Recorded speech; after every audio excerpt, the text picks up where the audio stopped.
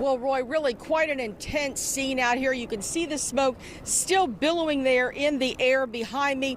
Just a few minutes ago, there were major explosions occurring. We heard loud booms, the ground shook, and we saw flames and debris shooting into the air. Take a listen.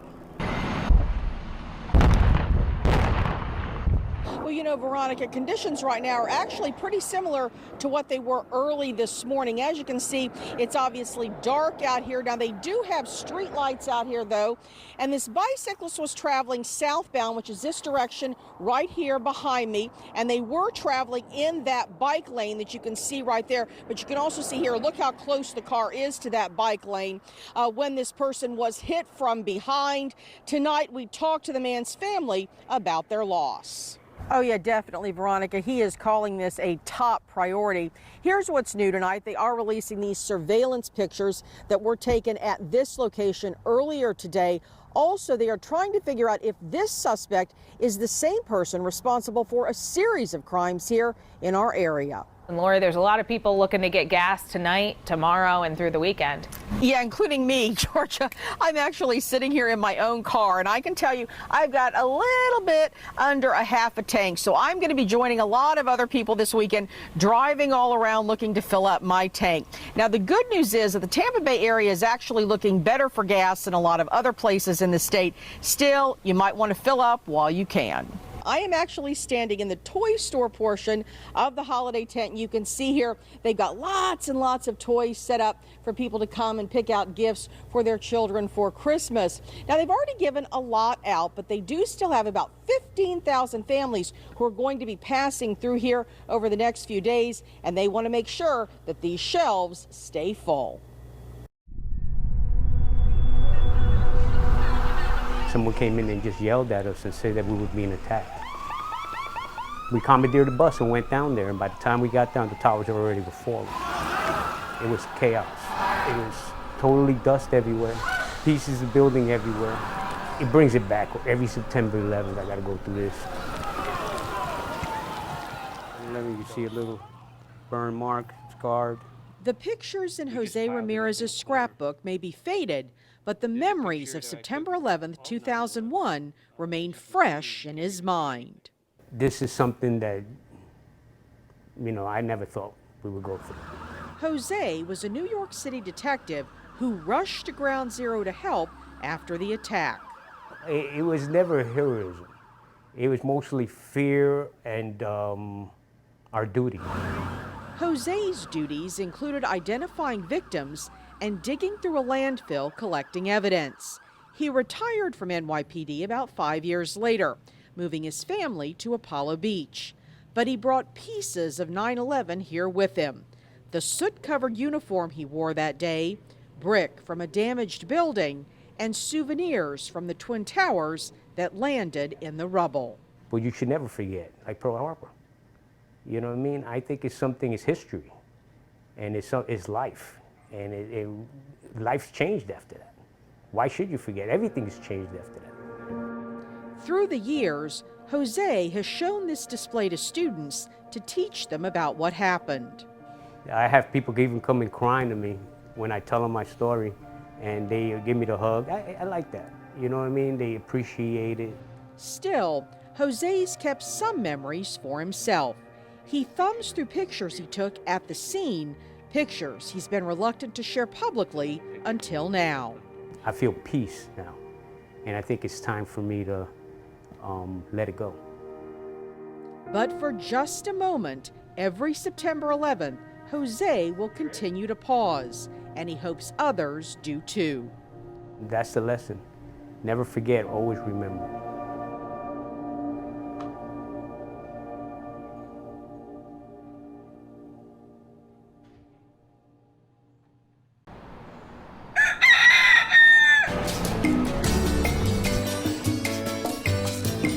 Ybor City has plenty to crow about.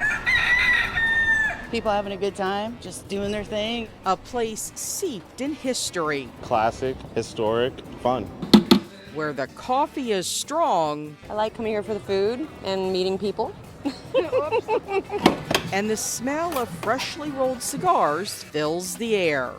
But perhaps nothing is more of an institution here than the Cuban sandwich. Buen provecho. The well-made Cuban sandwich is one of the nicest things, one of the most delicious things that you can eat in Tampa. It's a taste of Tampa's history, shared at places like the Ybor City Museum State Park.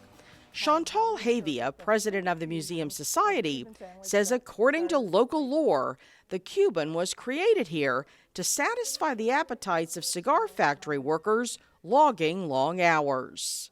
It was an easy way for them to get lunch. It was substantial, but it didn't necessarily put them to sleep. We start with our ham. However, when it comes to verifying the sandwich's roots, things get a little dicey. This is purely conjecture on my part, but who would have thought to document the history of a sandwich? And so it's word of mouth, and depending on who you are and what you've heard, there's a different story to tell.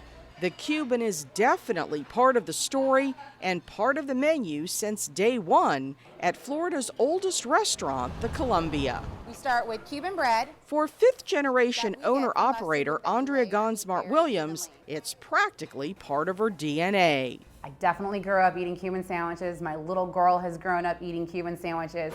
Andrea likes to think of the sandwich as a mix of the immigrants who contributed to building the city. Obviously the Cuban bread being the Cubans, the ham being the Spaniards, the pork being the Cubans once again, the salami being the Italians, and then the yellow mustard and the pickles being the Germans. And then I like to say that the Swiss cheese kind of represents Ybor City, which was the melting pot that brought all these different cultures together.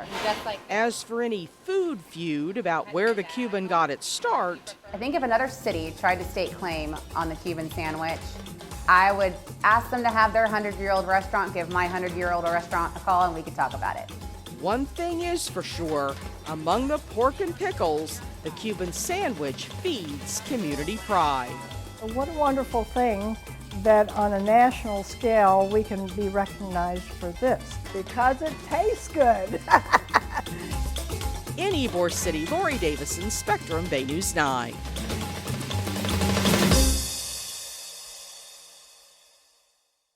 Let's check in live at 6 with Laurie Davison, giving us our first look at what's happening there on the ground. Hi, Laurie.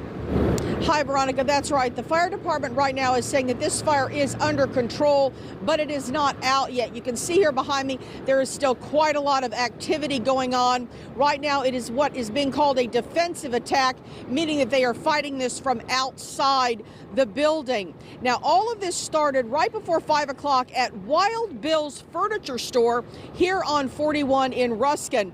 That building, that facility, the furniture store, is a total loss, and the big concern out here all afternoon and evening here has been the U-Haul rental facility that sits right next door. Obviously, lots of fuel there in those trucks at that facility, and they were very concerned that the fire from the furniture store would jump and would spread over to the U-Haul facility, and then they could have an explosion. So that was just very, very critical that they get out here and get this put out very quickly to prevent that from happening, which they have managed to do. Now, from my vantage point here, I do see quite a bit of damage. They basically say that the furniture store is a total loss, and it actually looks to me like some of the U-Hauls might be burned too there. That looks like what they're putting water on right now. Also, there are a lot of power lines here that they have been dealing with, and Highway 41 here is a very busy road. So when you have a big fire going on and a possible, explosion, concerns about an explosion, they did go ahead and shut the road down while they have been dealing with all this and fighting this fire. Now, they did have to take one person to the hospital. I understand that that person was at the furniture store, is what we're being told. One person transported to the hospital in non-critical condition. As far as we know, no other injuries out here this evening. Right now, investigators are working to talk to witnesses and people trying to figure out exactly what caused this.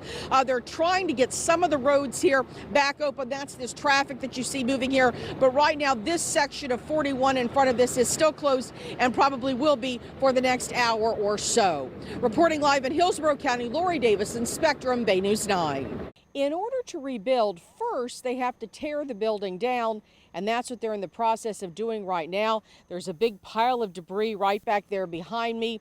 But while the building is being demolished, the memories remain. it did break my heart to see that last wall go down. As a backhoe clears away the debris that was once New Testament Church's fellowship hall, it's sweeping Barbara Devine and Javier Nava up in memories. I was married in that building. Back then we were all young and we were all getting married. A whole couple after month after month. Barbara was a teenager when she helped build the church facility with her own hands. Buying some of the bricks was soda money. If you can buy Coke, you can buy a block and build a church.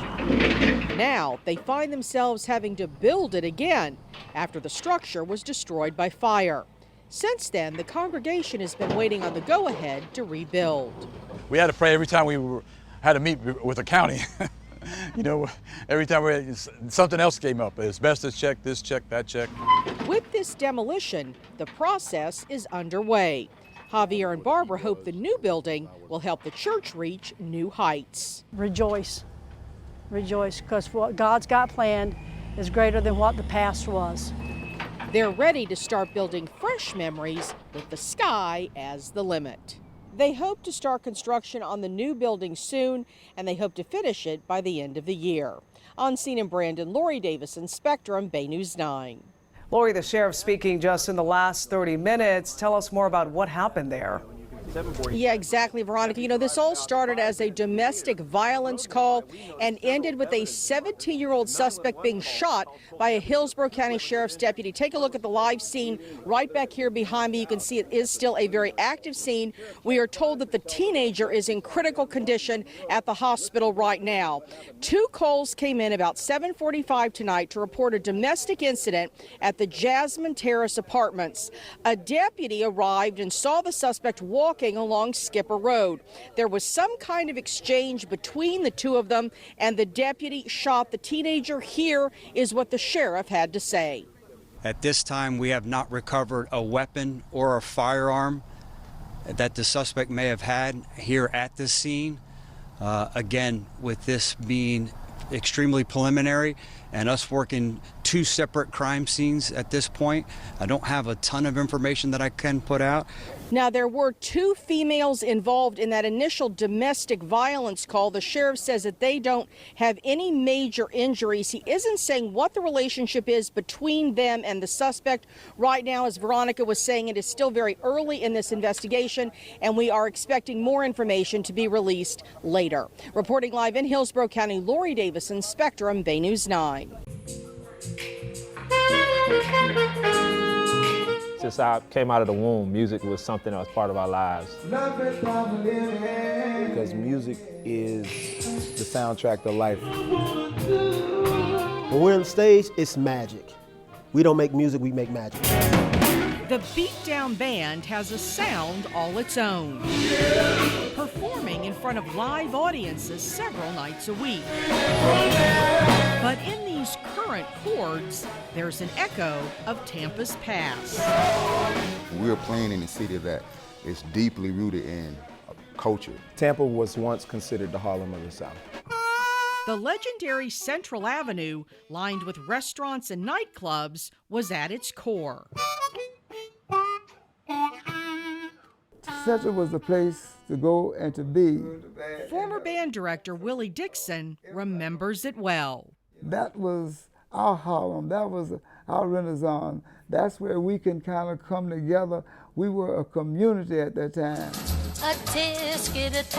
Musical greats took note. Ella Fitzgerald wrote a Tisket, a Tasket in Tampa. And Ray Charles recorded his first song here. Mama, I don't believe you had to go. I don't know whether it was the weather, the atmosphere, or the women, or whatever, but they loved Tampa. For years, Central Avenue flourished as a main stop for black performers on the so-called Chitlin Circuit. Duke Ellington, Billie Holiday, and James Brown were a few of the headliners. So people had something to look forward to with excitement. Now, it's just a faded memory marked in concrete. The last business on Central, Joiner's Cotton Club, closed in 1974. With it went a large part of the city's black music scene. This is very sad and unfortunate that it's not around anymore. However, a resurgence is underway. I think it's coming. I think it's it's making its way back. Through various artists, various music scenes. Perry Harvey Senior Park now sits on what used to be Central Avenue's main drag. Artwork and sculpture showcase the past. And there's new music in the air. Given a chance, I think the music scene could, it could definitely grow here. Today's performers drawing inspiration from their musical ancestors. I think they're more rooted in us than we even know. Linking the sounds of the city with the rhythm of life. In Tampa, Laurie Davison, Spectrum, Bay News 9. Thank you.